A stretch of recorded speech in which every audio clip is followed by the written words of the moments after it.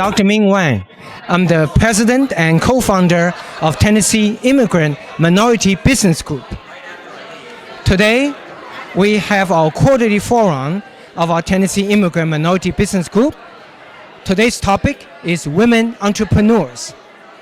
We have invited some of the movers and shakers in women business owners in our community to share with us the challenges they have faced in their jobs, in their family, and as a career as a woman entrepreneur. You're welcome to join Tennessee Immigrant and Minority Business Group. And also I want to tell you that our country is very divided. We're increasingly unable to work across political aisles, racial divides, and ethnic divisions to solve the problem that we really need to solve in our country. Gun violence, opioid crisis, environmental disasters, racial tension, poverty, education, jobs, healthcare. And do you know who are the minorities and immigrants? Well, they are experts in problem solving. They're dedicated, working in the trenches, contributing to America. So America right now needs immigrants and minority the most because we are problem solvers. America does not need more polarizers. America does not need more yelling and shouting. America needs us to work together to overcome the polarization and find a common ground. So America needs immigrant and minorities, and this is what Tennessee Immigrant Minority Business Group is about. Welcome to Tennessee Immigrant Minority Business Group. Again, I'm Dr. Ming Wang, president and co-founder of the organization. Thank you.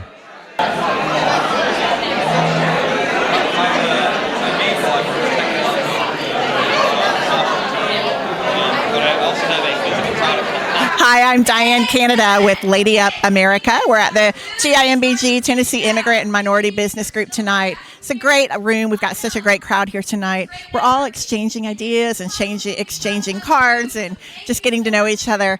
My organization, Lady Up America, it's more of a movement.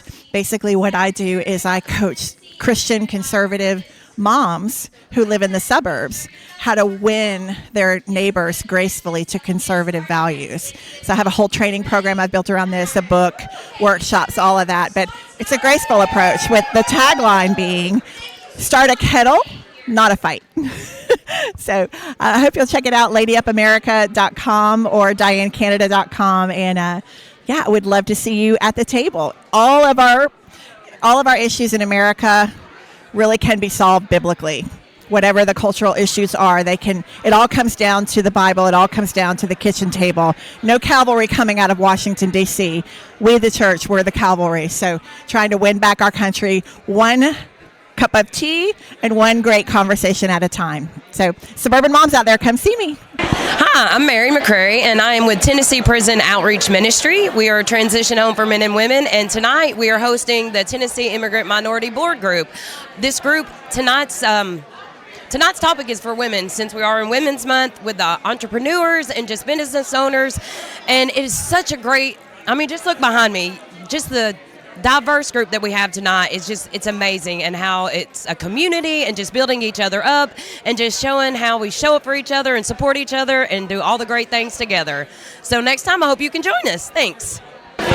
These women have come together as a powerhouse to collect and be part of our community and be effective for the people that we take care of.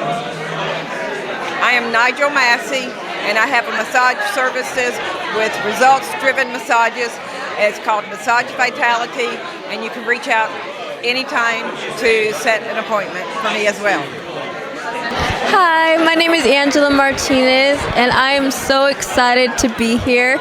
It is with the Tennessee Immigrant and Minority Business Group. It's an incredible group of business owners, entrepreneurs, people that are just supporting the community. I'm here because we're having a women empowerment event, and I'm super excited to be here to witness the amazing women. They're going to share their stories, share their advice and everything that they've been through to get to where they are today.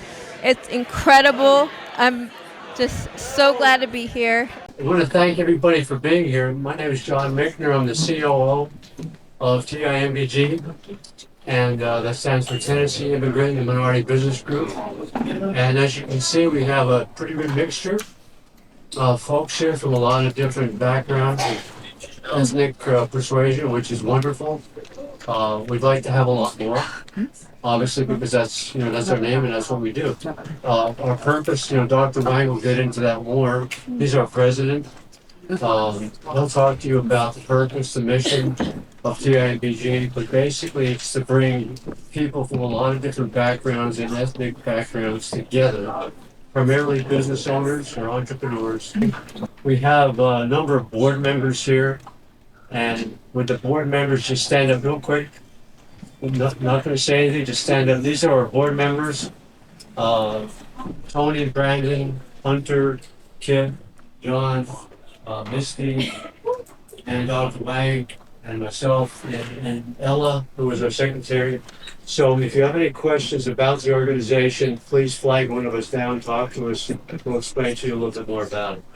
And with that, I think I'm going to shut up and turn it over to Dr. Wang. Welcome to Tennessee Immigrant Minority Business Group. My little talk here is going to be just 6 to 8 minutes, but I'm going to talk about why. Why it's worthwhile to be part of this organization. So these are the board members. Nelson Boron is a gym owner. He owns gyms. Hunter Davis is here. This is a financial investor. Investment Kip Dawson, Mess Bar. Brandon Ling, most successful Chinese restaurant owner in town. John McHaney and John Migner do international businesses. And very different AI stuff. Tony Roberts, real estate, insurance. Misty Walker about gifts, and she just gave me a little mug that we labeled TMBG. She's amazing. And so any membership that John told you about, Ella really, let's give Ella big hands.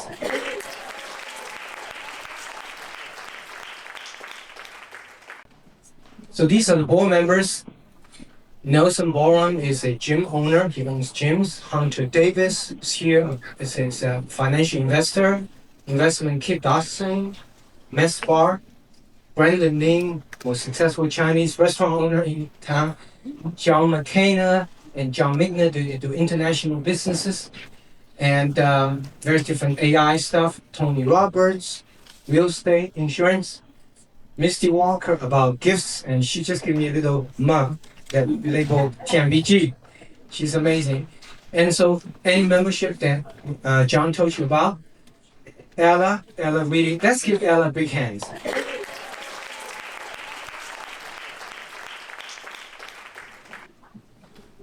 Ladies and gentlemen, this is where we are as a country. 20% are Latin Americans, 18% African Americans, and 7% Asian Americans. And these three so-called minorities are already 45%. White, 46%. So in the next few years, these so-called minorities will, for the first time in US history, become the majority. Not only where we are, but also where we're going. Medium age, essentially average age. White, 58. Asian Americans, 29. African Americans, 27. And Latino Americans, now legals only, because illegals we don't even know that, not on the book, right? Only include the legals, medium age, 11. So not only where we are as a nation, but where we are going. So finally, you're welcome to come. Finally, I want to show a little video of the movie this time. You are the doctor, they say, who can work miracles. Hello, Kajal. Street beggars make more money if they're legitimately blind. So the stepmother poured sulfuric acid in each of her eyes. Maybe 1% of vision remains. There's no chance to save it. I know as long as we are together, we'll be okay. I will always protect you. She doesn't deserve to suffer anymore. Thought you said it was impossible.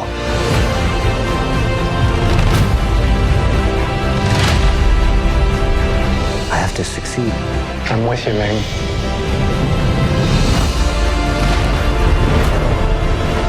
Just some things in the past that I can't get over. Who says you have to get over them? I'm Dr. Ming Wang.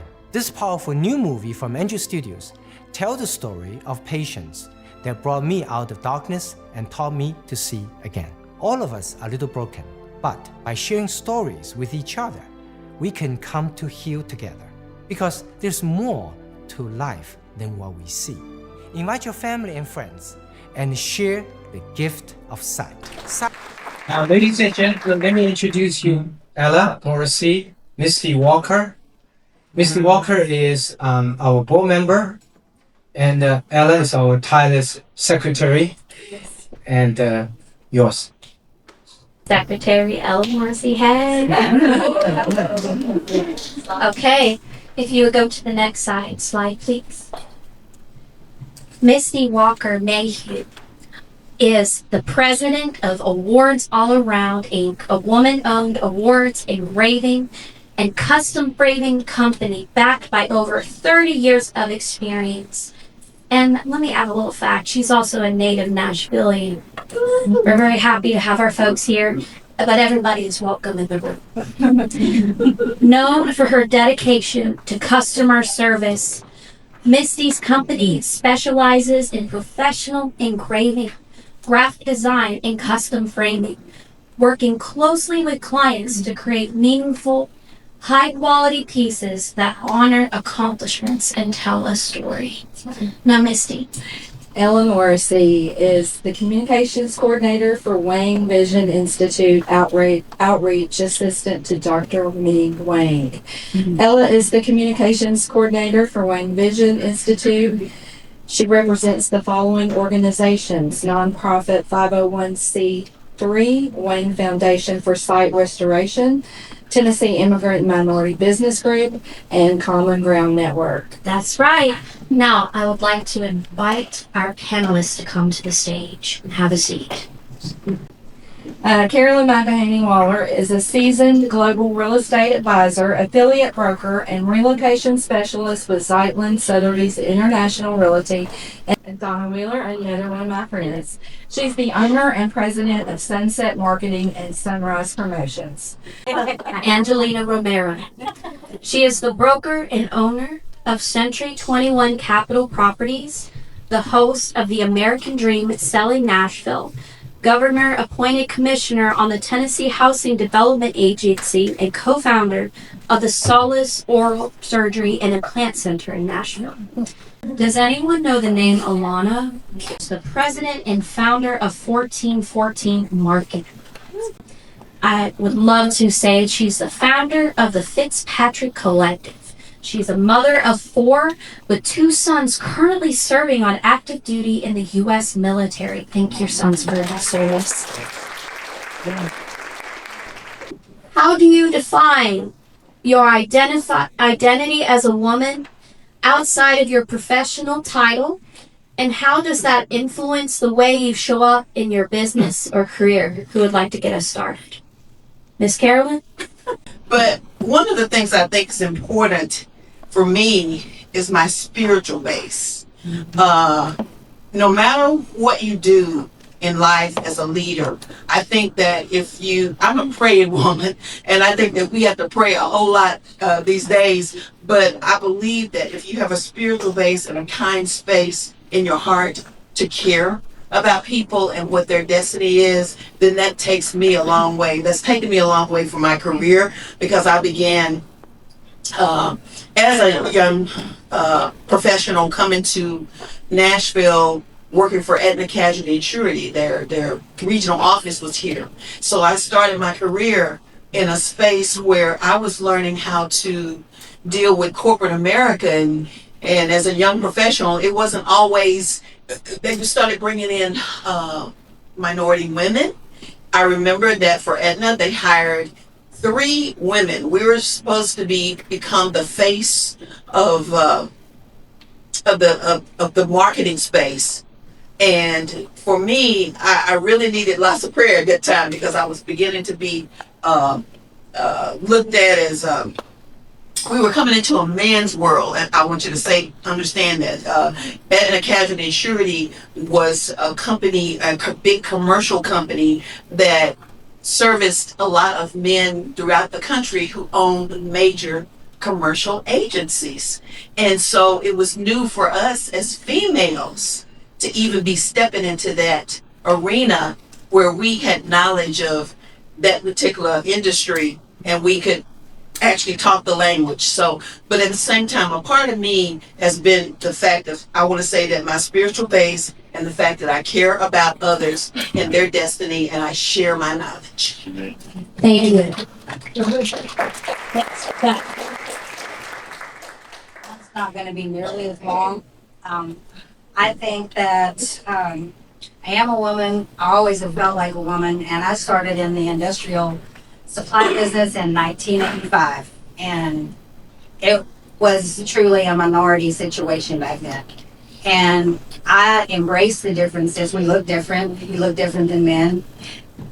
Why wouldn't we want to be a woman and act like a woman and still know what we're doing? We got range. You can still do it, and you can still work on it and help it. So, I do enjoy the business. My father was a machinist, and he worked for Wright Industries here in Nashville for about 30 years. So I grew up in a shop. And when I had an opportunity to go to work for an industrial distributor in 1985, I jumped on it. I had to work inside sales for 5 years, begged to go outside that territory. Finally got outside in 91 and have never looked back. Started the business in 99, and I'm proud to be a woman. Thank you. I am, disclosure, I'm not a feminist. I'm a woman. But I will say for me, growing up, I felt unseen for most of my life as a young girl. So for me, being a woman carries a whole lot of responsibility now as an entrepreneur, as a woman. I bring people up. I feel like people want to be seen and heard. And it starts as a mother. You know, when I became a mother, obviously that changed me. I think my daughter saw me before I saw myself, interestingly enough. I was a young teen mom. So I think for me, it's about caring about other people and them feeling seen. I think as women, we're naturally nurturers. We love, we nurture. And in leadership, it's very much the same. When you're leading your team, they want to be seen, they want to be heard, and it's very much the same. So being a woman carries so much responsibility, but it's like, I have 5 children. They're all grown, 30 to 4. Do the math, it's a lot. I still don't know. I still need to mother every single day differently, if you know what I mean. So it never stops. I think with women, growing up as a Latina young girl, and I felt like I was the only one in a lot of rooms, I wasn't able to feel, I wasn't seen. I felt like women, especially women in business, looked a certain way. I had to be a certain way. Well, come to find out, I just had to be myself and really, really love myself. And obviously that came with my faith and my trust in the Lord and a lot of other things. But I think being a woman carries such a big responsibility to bring others around with you. That's what I said. Thank you. Well, I 100% agree with all of these women up here. I think when we're looking at the question of identity, you really can't separate identity in the workplace and then identity in your home life. Because who you are is who you are whether you're at home or at work. So when I'm thinking of how do I identify myself as a woman, besides going to the workplace, I really think of those core values. And I think that everyone in this room has some sort of business. Maybe you are a business owner, you're an entrepreneur or a leader, and you can say, yeah, who I am at home is exactly who I am in the workplace. Mm-hmm. And so it really goes back to those core values. And the things that I value myself is the faith, first and foremost, because I think that having a strong faith, for me, it's a faith in Jesus Christ. That's how I grew up. That's where my identity lies. But also having the values of I am going to come to work, I'm going to show up in my home, I'm going to show up everywhere that I'm at with the mindset of I can do it. And so it goes way farther than just being a woman. It goes to mindset. And I think that that's something that we can all bring to the table. I've worked on teams that are both women, all women teams, and I've worked on teams that are all male, coming from the supply chain and logistics industry. I think Donna and I really understand what it's like to work on those all male teams in a very blue collar workspace. And it is exactly what Donna said. We are who we are in the workplace, just like we are at home. So don't separate those two. Whether you are a man or a woman, come to the table knowing that you can do it, because mindset is what will drive you. And if you fully believe that you can do something, then you will accomplish it. And studies even show that 80% of what you think is what you will become. Wow. How powerful is that? 80% of what I think. So if I believe that all I am is a woman, wow, I'm not going to bring a whole lot to the table. I'm not just a woman. I am a leader. I am someone who cares. I am someone who is driven. I have faith. I'm a mother. But most importantly, I know that wherever I go, you're getting the same person and that consistency across the board. Thank you, Alana.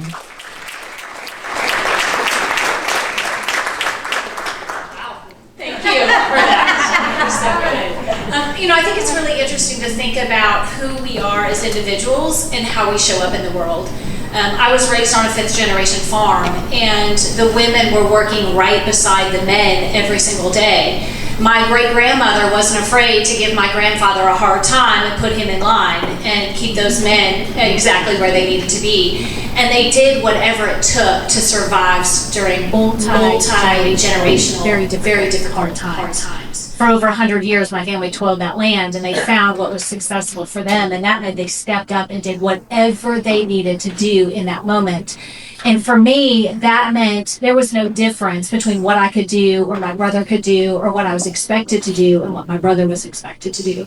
And so we were raised with this very no-nonsensical attitude of just getting stuff done and rising to whatever occasion was in front of us. If the farm was struggling and we had difficult years, we had to figure out how to navigate that business sense. The external forces were really challenging what we knew internally. 100 years on the exact same land, they felt like they'd seen it all and done it all, but yet every season brought new challenges for us.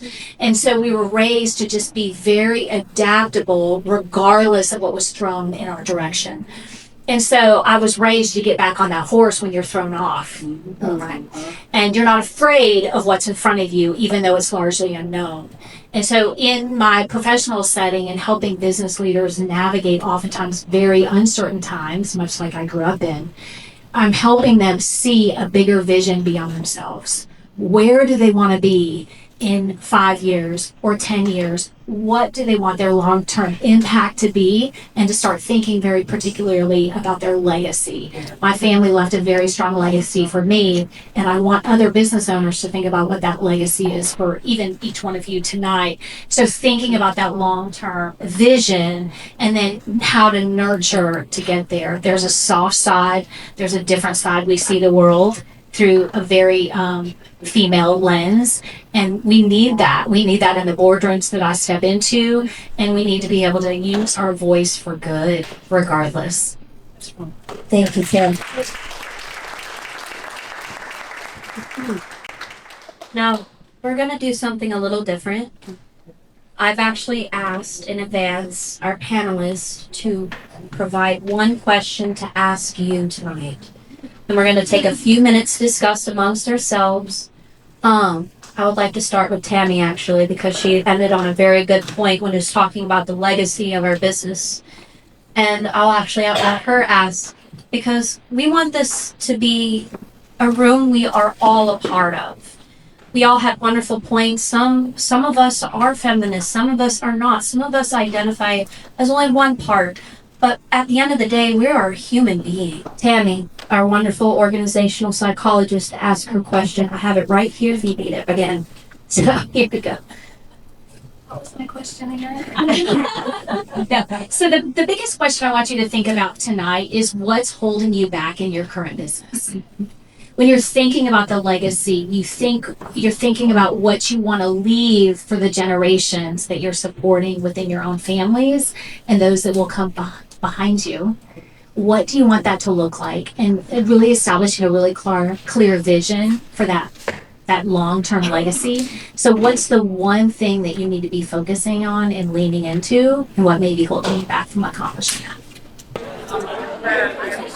They have a good set media in terms of like processes, what was going to happen with things. The background is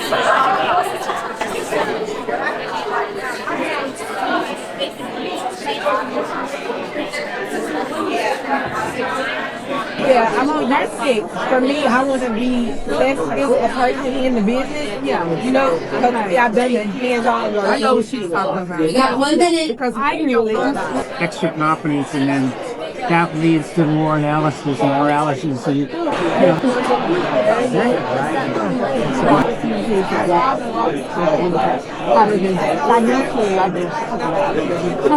Second most important thing in their life, which is a shelter.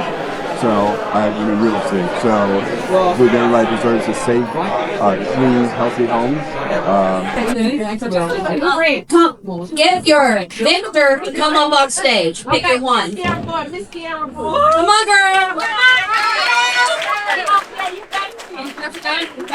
Come on. Yes. Hello, my name is Kiera Ford. I own a beauty bar and I'm a wax lady as well. But basically right now the business is dependent on getting out. So not being stuck, being hands-on so the business can make money, residual income without actually physically being there. So that is kind of what we talked about and how we were in the indecisive state of how to physically be in the business for a few years and then what to do next so that their business continues. Yeah, Now, our audience participation and volunteer, thank you for your service. Now, Miss Tammy, do you have a response to her answer? Interestingly enough, that's what I do with my clients on a day-to-day basis, is really helping them bridge that gap between where they are today in their business and really where they're hoping to go down the road. So we do gap analysis and say, I want to be in 10 years operating a business that doesn't require me to be involved on a day-to-day basis, and really getting into the nuances of what does that look like?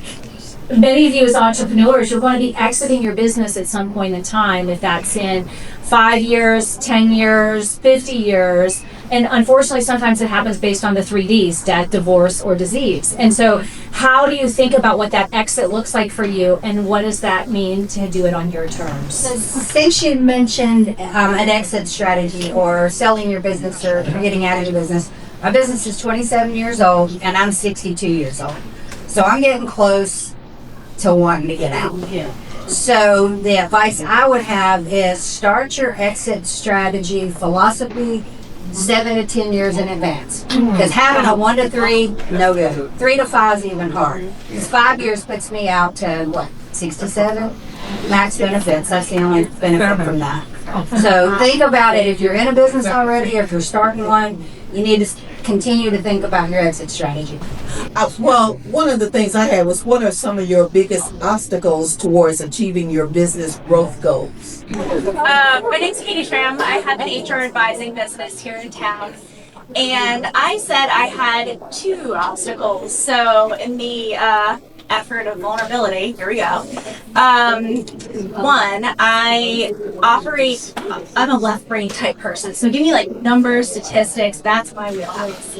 Law, a lot of what I'm doing is that. So sometimes I lack like creativity. And in my business, with the advising piece, I don't have a lot of that. So that's an area where I think I struggle with. So I try to surround myself with people who can do that a lot better than me.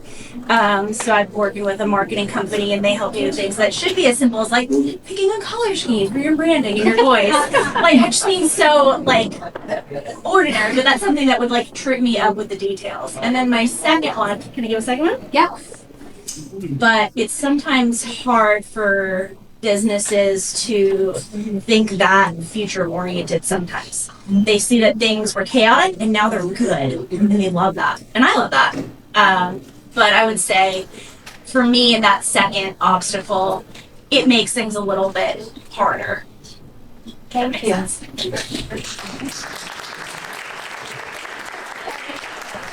So one of the things that I know that we are faced with, I think, is that the internet, I don't want to say the internet, but I'm talking about blogging and where we're focusing and how we're doing our businesses, how we're communicating, the sense of not being touched. We're seeing, okay, as far as I want to say, as far as the way that the Facebook, or it started with Facebook, Instagram, and it's not that you should not be seen on these social media spaces, but at the same time to try to stay focused. You know, you're having to try to fight all of that with all of the competition of our major companies, which is Amazon's, whoever else is out there that cause you to say, I'm just this small business, how am I gonna make it? But you have to stay focused, continue to educate yourself, be in the room, and it's very nice to have events such as this. This is what we thrive on with the Black Chamber. Be in the room, be engaged, make yourself go to somebody you don't know, and keep thriving with your business and get to know people who you can introduce to somebody as well. I think that's important. It's not always who can help you, but who can you help as well. Yeah. And you know, I know a lot of people in this room that I can call on, and I call them and say, hey, can you help me help someone else? So I think thriving and just working hard and being that person that I want to say deals with the different obstacles as far as business. People. Yeah, helping people and being able to be out there. Sometimes you have to put yourself in a vulnerable position and ask for help. It doesn't matter who you are.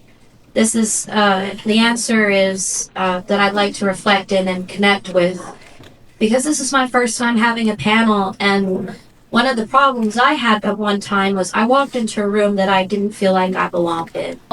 I have known her for a couple years, and wow, the growth that she has had in the years that I've known her with Dr. Wang is really incredible. And for you to come up here and have this wonderful panel and speak, I can see that you have really perfected your skills, and she has become an amazing communicator. So I just wanted to share Thank you. I'm honored to represent women. So my question that I have is, what is one leadership lesson that you have learned the hard way that you wish that you had known earlier? So I know for me, I have a lot of mistakes. I'm like, if I could go back, I would totally change it. Of course, we like mistakes because that's how we learn. But if you could go back, what is that one lesson that you learned that you wish that you had known earlier? Okay, I'll repeat that back. I'm going to stand for this. What is one leadership lesson you learned the hard way that you wish you had known earlier? Okay, my fair lady, start the timer, please. And I turn the question back to y'all. What are we doing?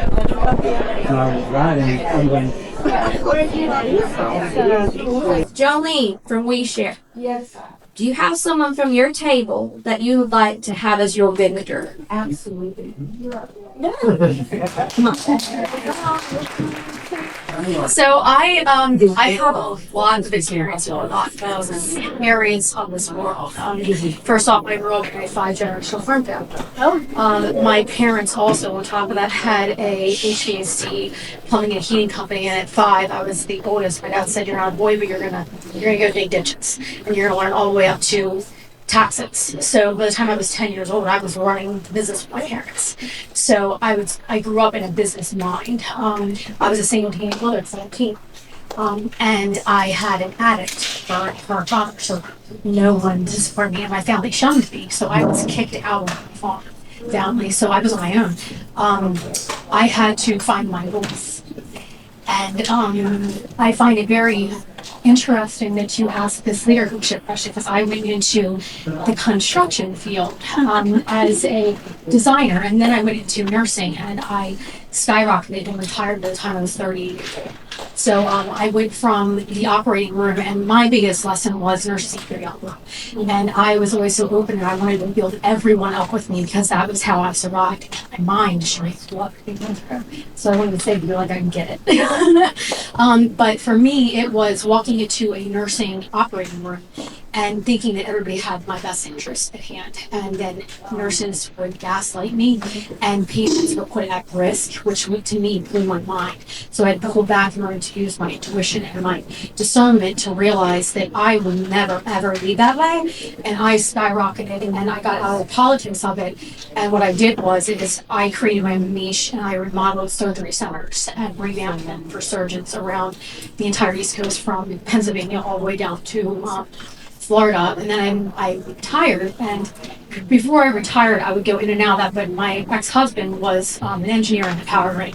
So I helped him create 2 corporate companies while I was still doing this.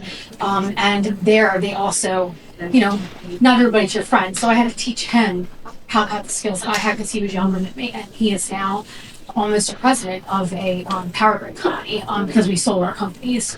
And now I am an oracle and seer, because what I didn't realize the whole time is that God spoke through me, and that's how I rose so high, because I would jump off of those cliffs and be like, you know what, I'm just doing it. And they're always like, you are insane, what are you doing? And every time I would be pulled down into the dirt, I would rise up like a phoenix. And for me, that is my biggest lesson in every aspect of my life. I take that every person from my children, I raise them that way. And I have a 23-year-old daughter and a grandson. And she is amazing and has a huge community in Maryland. And my younger daughter she's 13 years old, and she is an oracle and a seer. So she knows God speaks through her, and she prophesies. And my business is donation-based. I'm also an ordained minister.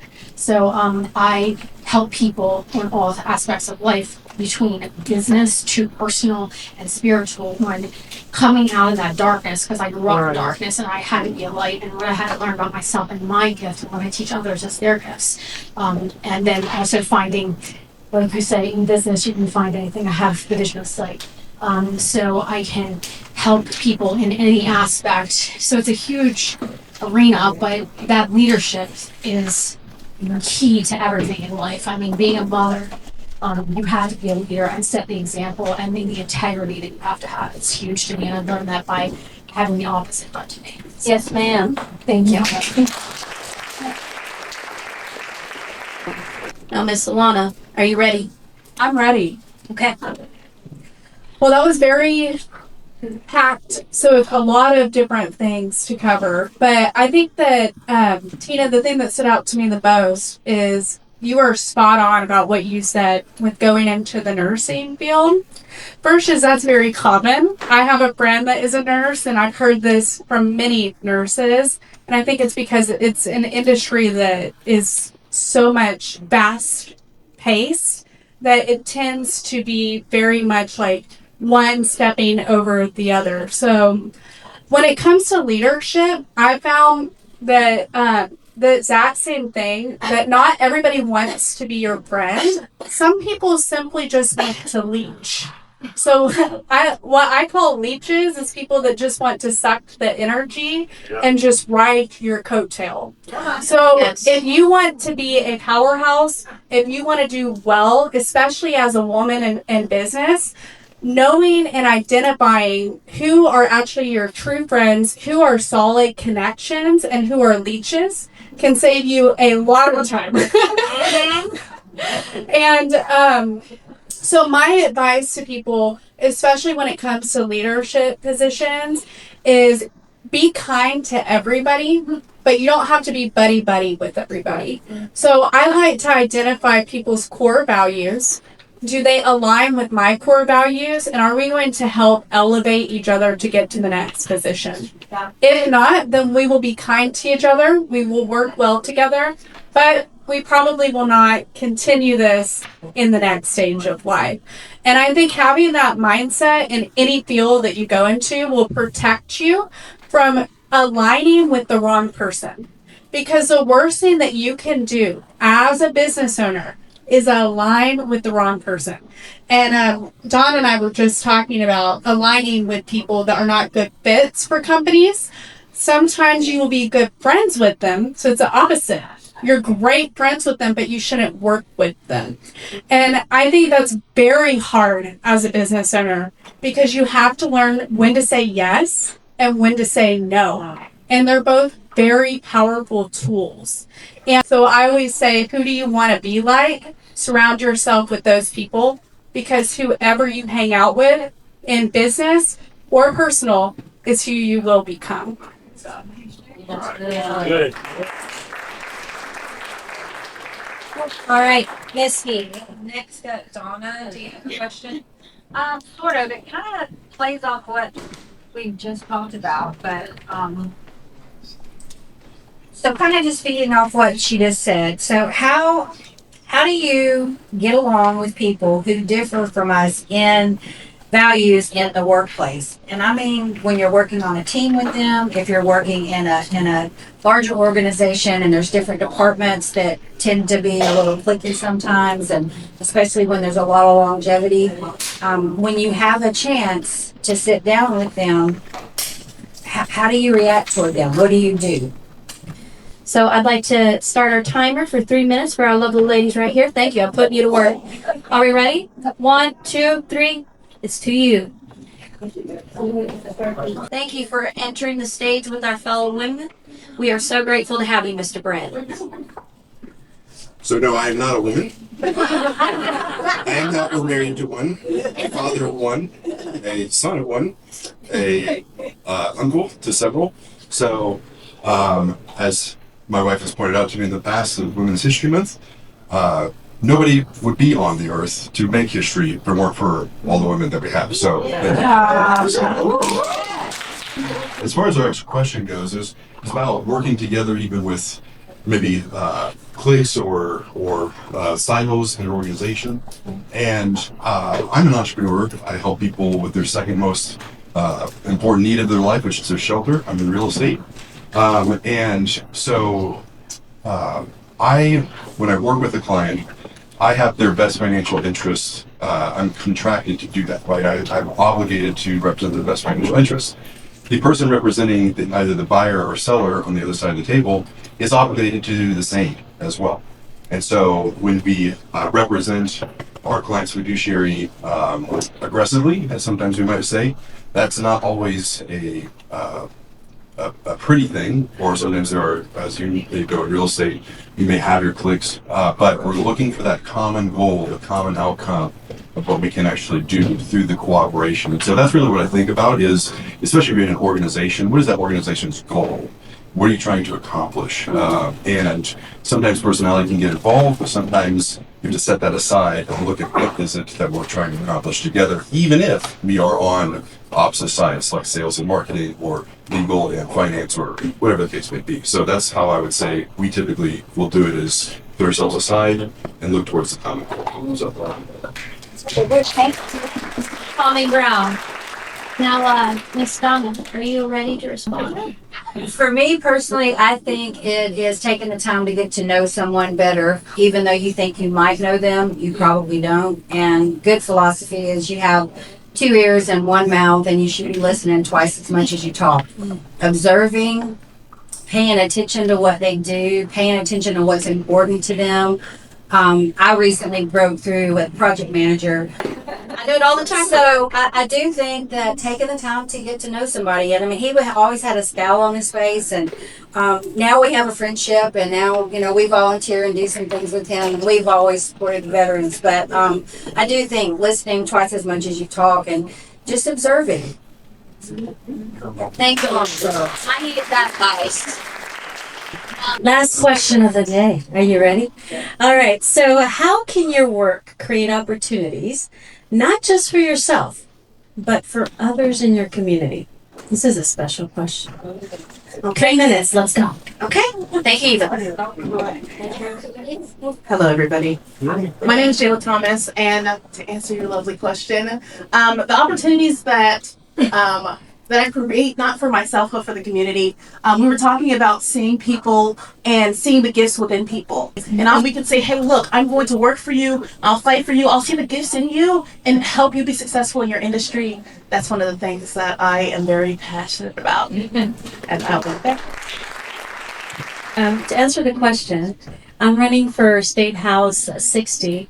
This is the first run in the political world for me, but giving back. To me, I've learned, and I'm not going to tell you how old I am, but in my short life, that it's not only about me. You know, I have a sense of responsibility to build bridges with people around me. People build bridges for me. And when you reach a level of success, I thought that you would reach a level of success and that would be it. And then you get there and you're like, well, this can't just be it, right? It's really about other people. That's where the impact is.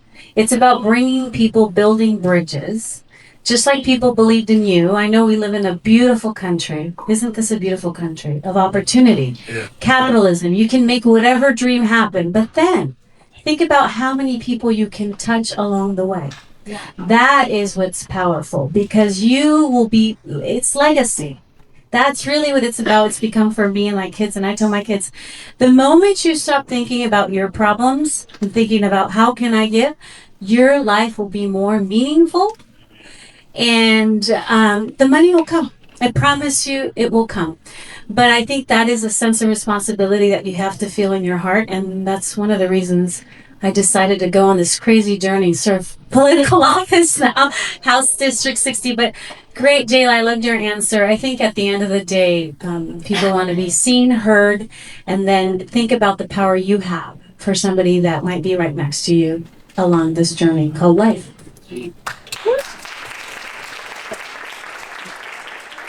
Okay, we have the closing question now, and we're going to go to you, Carolyn.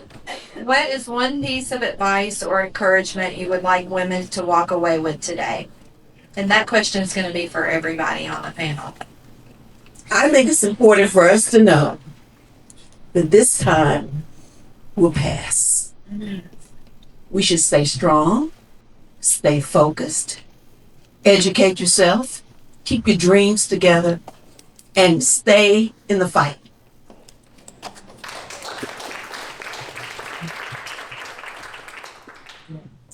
Drive, determination, desire, discipline, motivation, structure, forward thinker, critical thinker, big picture mentality, lead with logic, not emotion, and you got to be a little bit crazy to go into business. Whatever she said, I take it. It's kind of hard to beat that. I think the biggest thing is you are worthy, you are seen, and you belong. Those are the things that. Someone once told me, what is the difference between a rich person and a poor person? And it's mindset. So you can do anything that you tell yourself that you can accomplish. It's good. As entrepreneurs, every one of you in this room has accomplished so much. And today I challenge you to stop proving how much you can do and to step into the next version that you see for yourself. Come on. Thank you.